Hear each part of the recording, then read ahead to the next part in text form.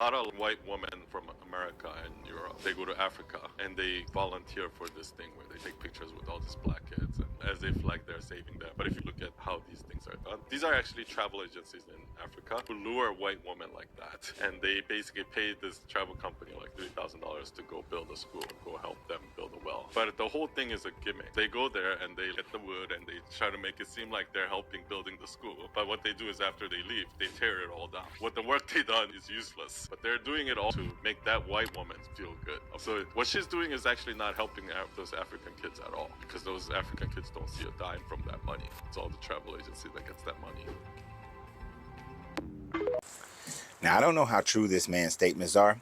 I haven't been able to verify if this is what actually happens. So if some of y'all know more about this, go ahead and verify it for me. But this got me thinking about a recent interview, press conference that I saw with Bibi over there in Israel. And in his press conference, Bibi basically said that after he finished dealing with the Palestinians, after he finished genociding the Palestinians, that then he's going to come and save Africa.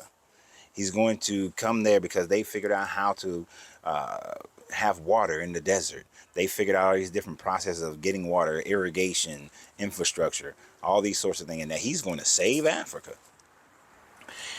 Here's the thing, Bibi, you got too many problems in your own country to go worry about somebody else in another country. And why is there all this "we got to save Africa" kind of mentality going on? It's different when you are saying that, hey, we have technology that can help certain African countries, because every African country don't need your help. But we got certain technology that can help certain countries in their water conservation or improve upon their stuff. And we want to make an agreement and trade and that sort of thing. But we don't need you saving. There's no saving that's required. There's no saving whatsoever. If you want to save Africa, leave Africa alone. Let Africa grow and continue to develop in the ways that it has been developing. The latest leaders of many African nations are forward thinking, and they're investing in their people. They're investing in infrastructure. They're investing in schools, technology. They're investing in medicines. They are making great investments towards their own people. Don't need your help at all. Not when you're trying to force it, because your fixing of the Palestinian issue is a forcing issue. And that is not something that any African country actually needs nor desires. We don't need your help. But it is this European mentality of the white savior that is the problem. Bibi spoke about, oh, we want to go to Ethiopia and they have a robust Jewish community and we want to ingratiate them into our community.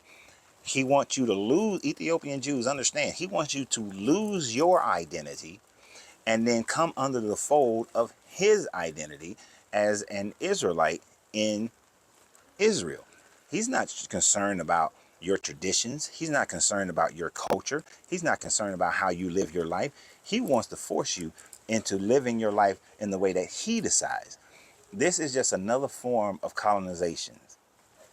I know many people are going to put in the comments that China and Russia are taking over Africa, and that China and Russia, I'm at a friend's house, they got dogs, that China and Russia are taking over and buying up all the land. This is not true. This is not true at all. Are they making hefty investments in Africa? Yes. China has made over 150 investments in different infrastructure projects in Africa. Not all of them has been successful. On the loans that they gave those African nations, they haven't foreclosed on not one of those that hasn't been successful, because they're making so much money on the ones that are successful. And in those nations like Rwanda and Tanzania, they are forcing the Chinese to say that, hey, yes, you built this road, you built these bridges, you helped us with this port, so on and so forth. You're building this train. Well, the technology and the way to be able to manage it and keep it and develop it again, you teach our people, because it is our people who are going to control this thing and not the Chinese who are going to control this thing. That's good leadership. That's good leadership, and that's how it should be done. America, they just want to keep Africa on their tit. They just want America, we're going to give you food, we're going to give you this, we're going to give you that. But in order for us to give you this money, you then have to do this for us. But it's not a fair trade agreement that they're trying to impose upon some of these African nations. We want all your minerals. We want all the mineral rights. We want all these other rights over your country, and basically take over your government. That's not fair trade. That's not a good deal. It's one thing if you say, hey, we want to invest in the development of your country, but you still maintain control over your country. That's a good deal. And that's what many of the African leaders are only about.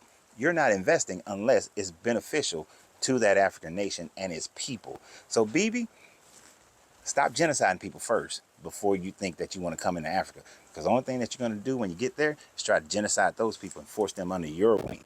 And we don't need that. That's why I call for the diaspora. All these diaspora members who have money, these ones who have technology, who have knowledge rather, go invest in Africa. Invest in Africa now. Because the diaspora, they do need it. I'm not saying that they don't. But we don't need white saviors to come into Africa and save us from anything. And if these tourism companies are doing what this gentleman said that they're doing, well, that shit needs to stop too. We can go and build wells and schools for them, with them. Now, I'm going to say for them, with them. That doesn't mean that it's going to be destroyed or taken away from them after it's been done. We don't need them. There's enough of us out here who have the know-how to go in there. And just as many have already done it, we need to keep doing it. And just as many has went to other places and come back to their home country and develop and keep developing their country, keep doing it. You guys are amazing, and I love seeing it when it happens. So always remember, you have to free yourself to be yourself, because your greatness is non-negotiable. Good journey, good vibrations. African leaders really heed those words.